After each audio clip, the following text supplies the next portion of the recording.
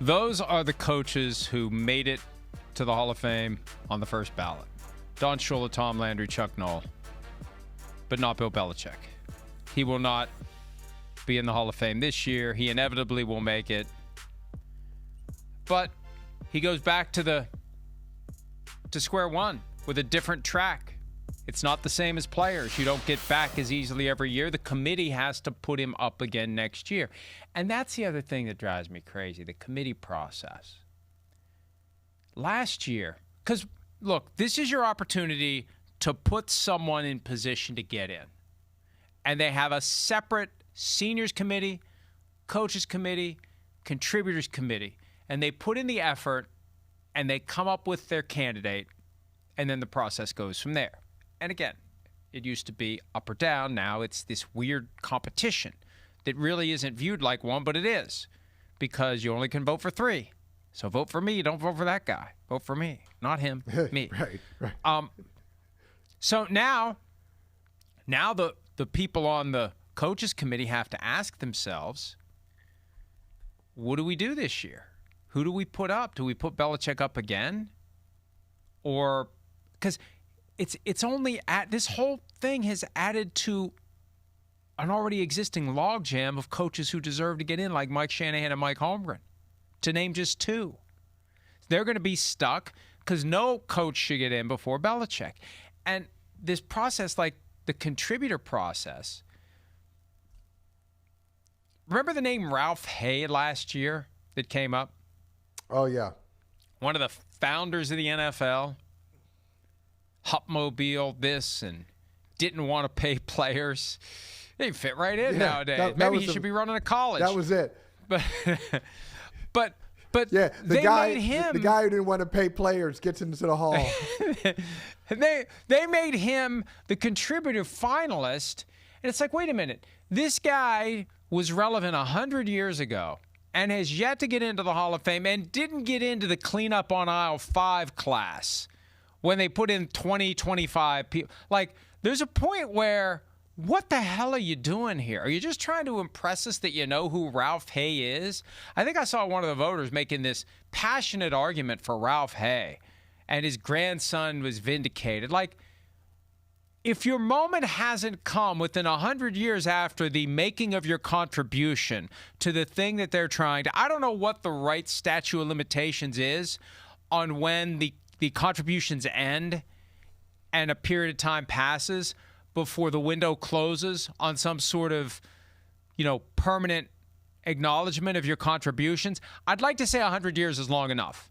If it hasn't happened within 100 years, yeah, I think that's fair. You're not getting it. You're not getting it.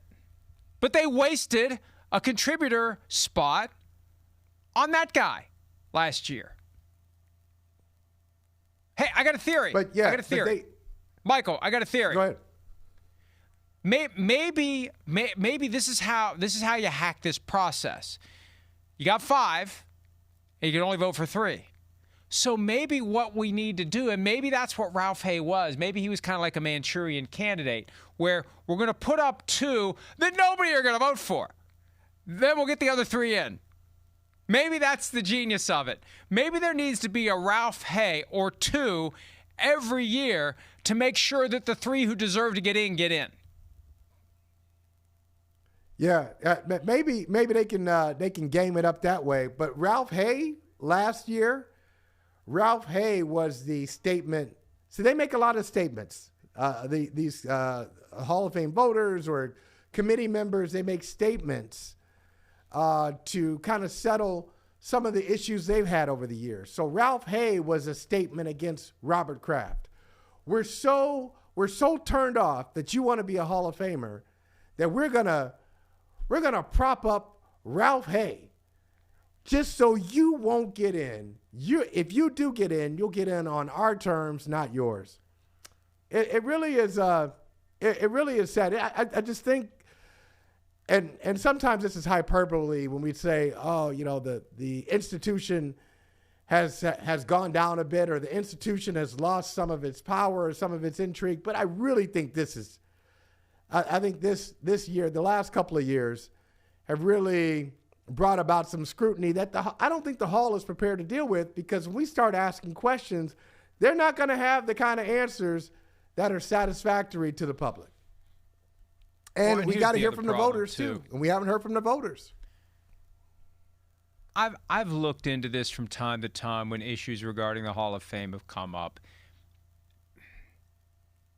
And I don't want to demean the Hall of Fame, but I also don't want us to act like it's Oz. It's a museum in Canton, Ohio. And it's largely run by local Canton business people with a sprinkling of NFL owners who are on the board and the commissioner. Last time I checked. But it's mainly kind of like a who's who of the movers and shakers in Canton. I can't remember who's in charge now. David Baker was such a... I always thought he was a cross between Andre the Giant and Chris Berman. But David Baker was like such a big personality and so front and center. I'd have to look up who's running the Hall of Fame now. Whoever it is keeps a much lower profile than David Baker. Like, who's in position to even do anything about this? Everything about the voting has always seemed to be very shadowy. And there was always this, like, when I would ask questions of people about certain, like, well, the bylaws say we can't. And, you know, we know they ignore the bylaws whenever they feel like it. It's just this very bizarre, outdated, smoky backroom feel where we're going to do whatever we want to do. And you know what? We know we should do this, but just because we don't like it that you think we should, we're going to do the other thing because we can, because we have power over you. God forbid Robert Kraft wants to get in his lifetime, because we know how this game goes. At some point, as it will for all of us, newsflash, our lives will end. Then all of a sudden, there's this great appreciation of somebody we didn't appreciate sufficiently while they were alive. And he'll get in.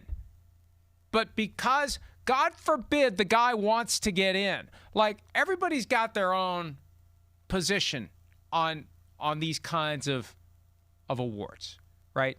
My personal position is, I don't care. I don't need external validation. I just want to do my job. All right? And it's safe then, because if you never get an award, you're like, I didn't want one anyway. But it's okay to want it. And it's okay. And it's okay if you have enough money that you got all these people working for you and they're already on salary. So, you know, let's give them something to do. If you're trying to pull some strings, guess what? Newsflash, it's a political process, and people pull strings and people twist arms. Good Lord, that's one of the reasons I wouldn't want to have a vote. All the different communications you get and people you have calling you up. I've had people who are voters try to work me, so I'll use this platform to make the case for one of the candidates. And I don't have a vote. That's not what we're doing. And I don't want to vote. Right.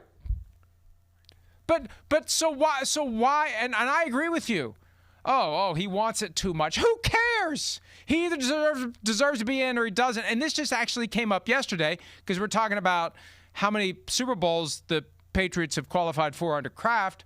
And there's only like 1 year of his ownership before Jerry Jones all of a sudden was hitting a dry hole every year for 30 straight years.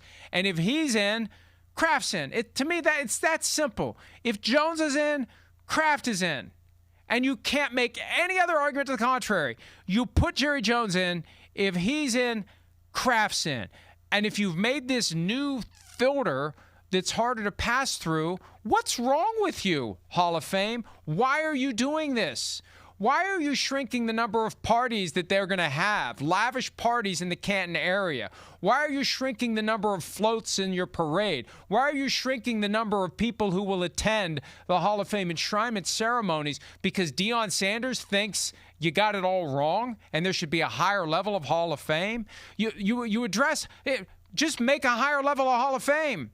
Go ahead and let the same number in, but let's have an upper room.